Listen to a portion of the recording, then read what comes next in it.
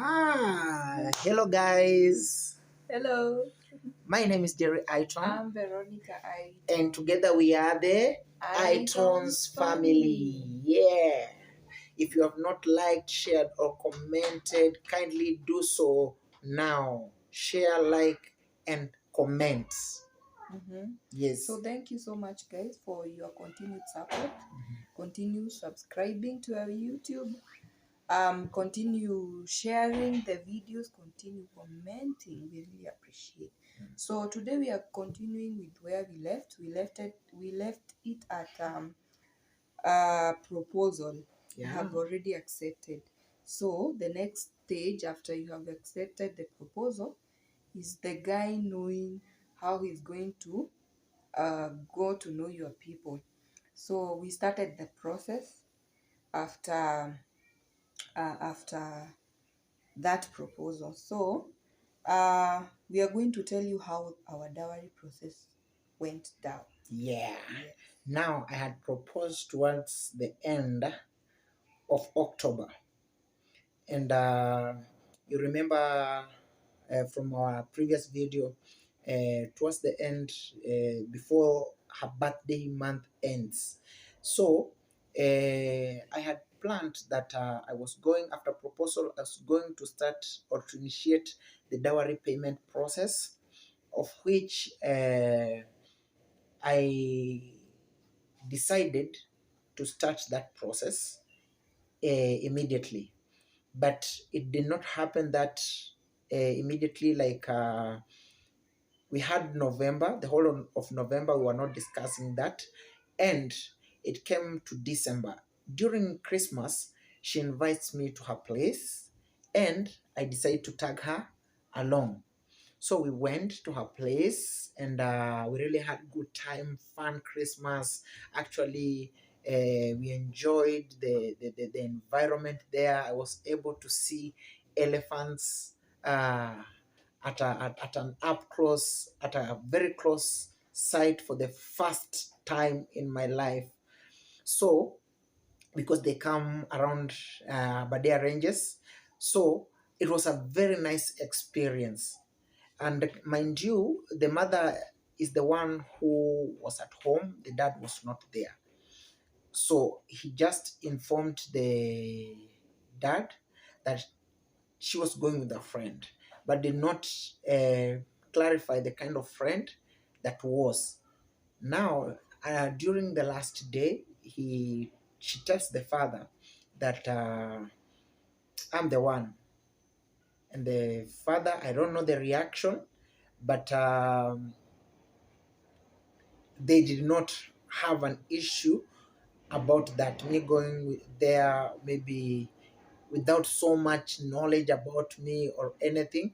So it was a very great Christmas. Now, after that day, we come back. Then in January, I decided that I want to meet the dad. The dad works from far, and he was coming. Actually, sorry for that. He was coming for leave in January.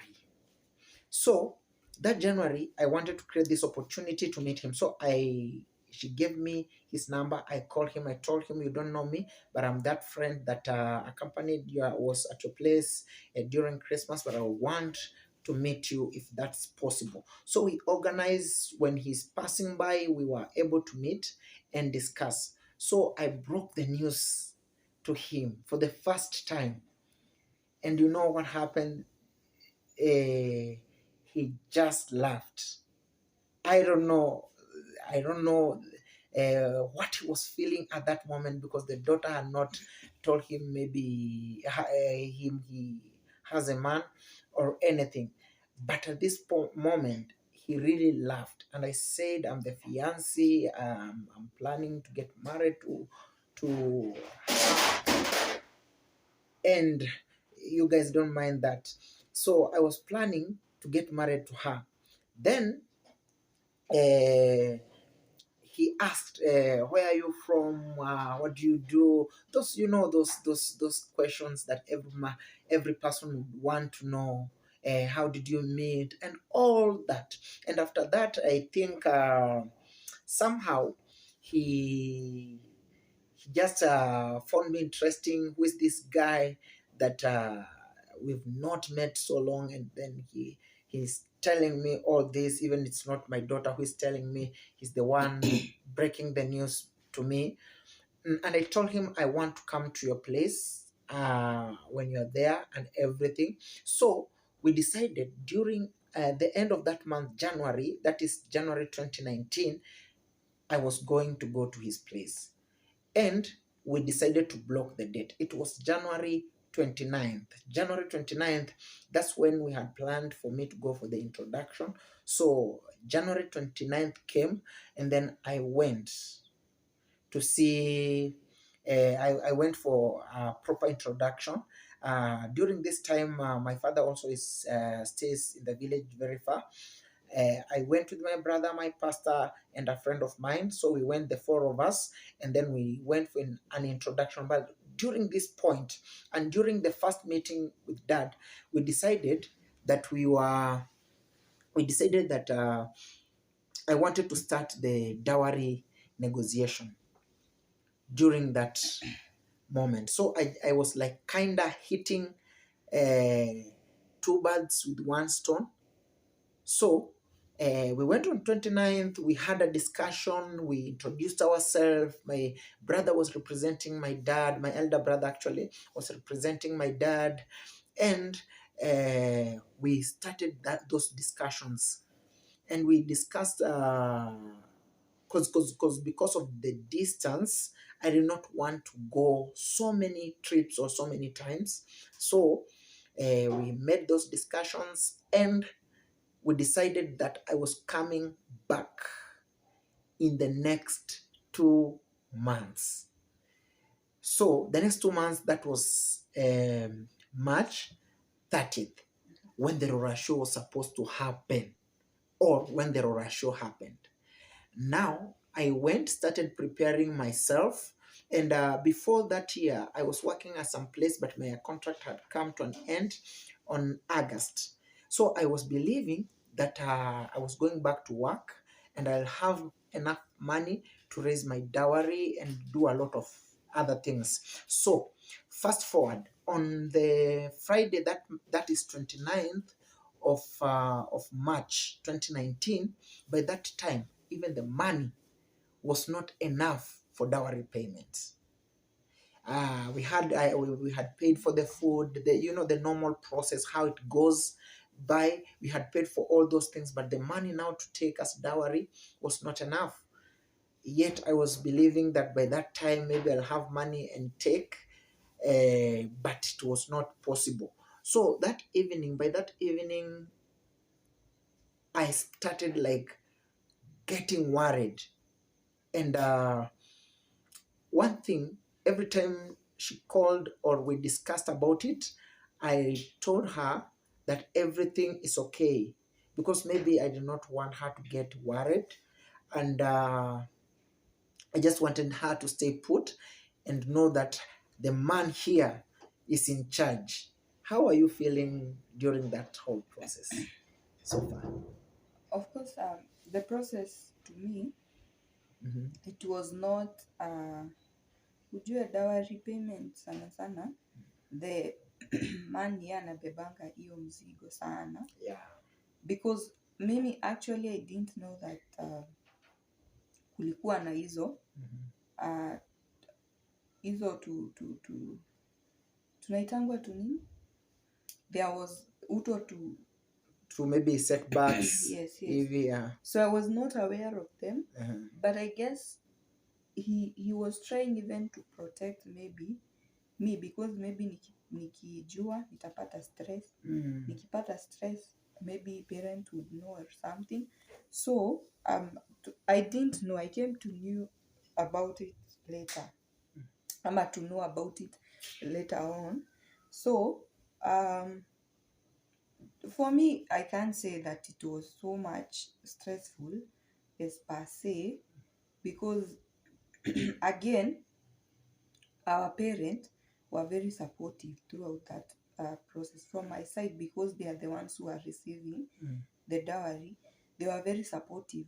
they didn't exaggerate. Unajua kuna some maybe homes, maybe unaenda unasikia the things that people say they go through, and sometimes ukisikia hii story unasikia these guys were being exploited. How can that happen? How can you be asked all these things at the same time, yet they maybe it's not the end, because dowry, you can never say you are completely finished, because for one, huyu ni mtoto wa hiyo boma, so hawezi muuza waseme we tushakupea sasa ni wako. They will never agree to that. Even if you bring whatever they have asked you to the latter, they will always find something to tell you have not completed. Yes. Kuna hile sijui tulikuwa tumesahau kuinclude, kuna hile sijui. So that shows that you can never say that you have like umemaliza ama umetoka hiyo story kabisa. So for me, I was not so much pressured, and I'm saying basically, guys, it's because my parent were very supportive. They were even concerned maybe tusi overdo vitu tena tukuje maybe kustrain kwa wedding or something. They were very concerned, they were very supportive. They would even call him and tell him, do this and this and this to avoid this and this. You see, and it's against what the traditions everyone else will expect. Yes, because unajua unaambia huyu your son in law fanya hivi, na hata si eti mmeinteract sana, unamwambia usifanye hivi juu inaweza raise hii, usiseme hivi juu inaweza. He was very supportive, especially my dad. So that process was not so hard for me, per se, or as people would expect, maybe. But I would say kwangu the experience was not so bad, because and the reason to that, I think it was brought about by the rapport we created during our first meeting that happened in January. Because I was able to explain myself, I was able to come clear and say this is who I am, this is what I want, and everything. So that rapport helped us to create that connection. I'll call to consult for the things maybe I thought there was needed, and that one made sure that the process was not hard until that point. So the D-Day comes, it's Saturday 30th 2019. I had called a few friends, they were taking me, and we went to the Highlands, Meru County. We were received so well. Actually, we really ate a lot food, more than we had even paid for. You see, and that one showed me, man, these people have just received me with all of their heart. Almost the whole village was there. There were a lot more people in present, and it was so amazing. It was a nice feeling. We went and we paid, and we asked for us to be given a go-ahead to do our wedding. Now, we had planned, they wanted us to push a little bit further, but we had planned that we wanted to wed on May 4th, May 2019. Guys, mind you, from the time of proposal to the time I went for the first visit, it was 2 months. After 1 month, that is January 29th, I was able to meet with the dad. In March 30th, I was able to go for the dowry and ask also for the wedding that was happening in May 4th of May 2019. Mind you, that has been a span of 2 months each from every event. That's how fast it was happening. Not because we really had a lot of money, but every stage of this process, we believed that we will be able to come out victorious, and that was our hope. You see, we did not have money at the side that we thought maybe this one we are going to use it for the dowry, we are going to use this. But at every step, I want to assure you, God provided for us because we believed and all of us had agreed. No one was being forced to get into this institution, and we were going to do it our own way. So kindly, guys, if you have not subscribed, if you have not shared, if you have not liked, or you can also comment and ask any question you'd want us to ask. We are very, very, very, very much open to feedback.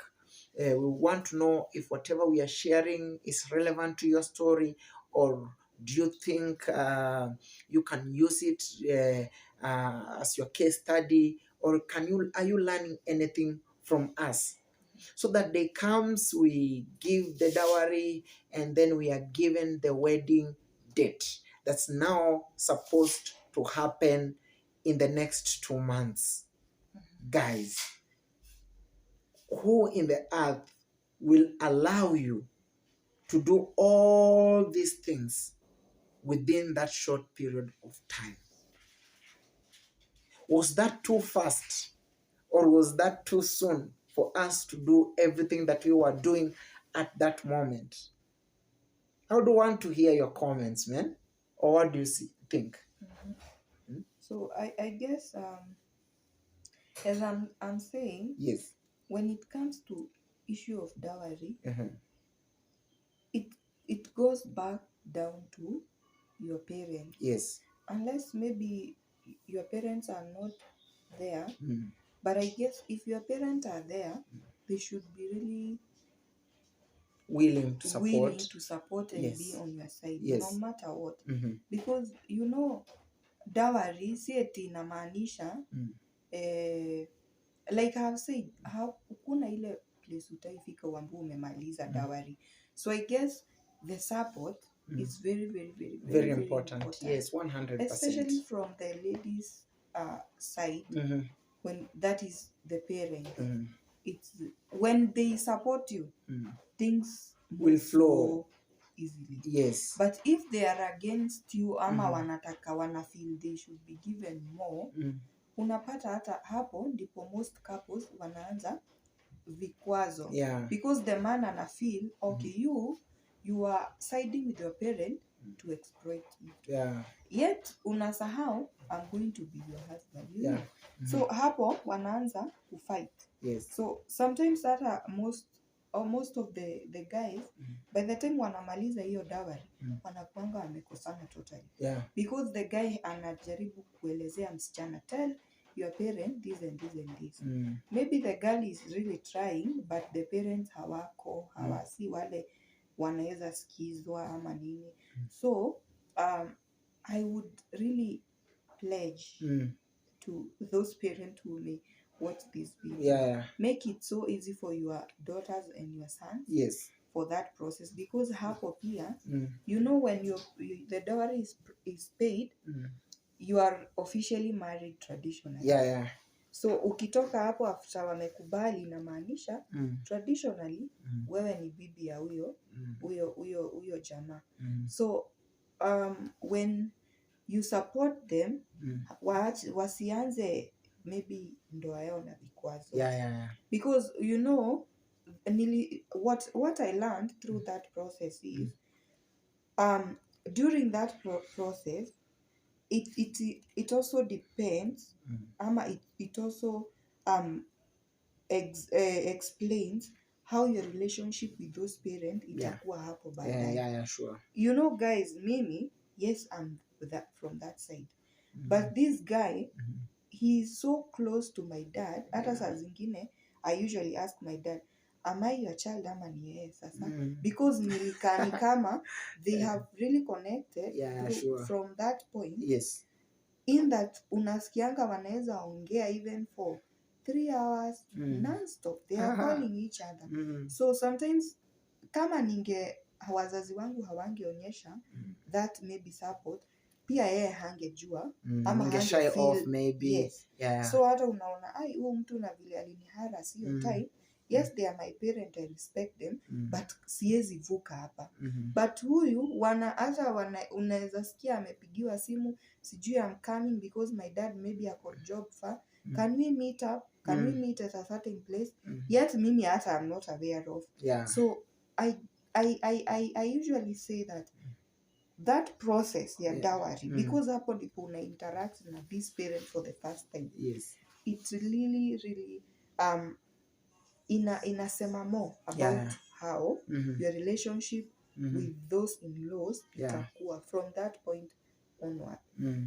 Na utapata watu walisapotiwa na wazazi wao, they have a very good and a smooth relationship with their in-laws. Yes, because mimi sasa hata tukienda with even my brothers, all of them wanakuanga wameingiana tu naturally. Because my parents accepted him. But I tend to imagine kama walikuwa na hizo vikwazo, kungekuwa na ile struggle ya wao kufit ama kufanya nini. And if there is something I was always praying and asking, ni ule mtu ataconnect, si ile kila time sijui bwanako alifanya. They have never even called me to tell me your husband anga sijui nini. No. They always connect, they have that connection, all of them. Yani wanaongeanga ni kama sasa mimi niliolewa huko, huyu ni yeye wa huko.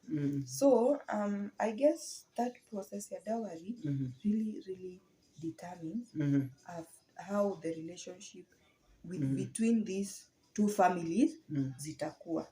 Yes, because even our parent, the parent from his side na my side, they can call and talk to each other.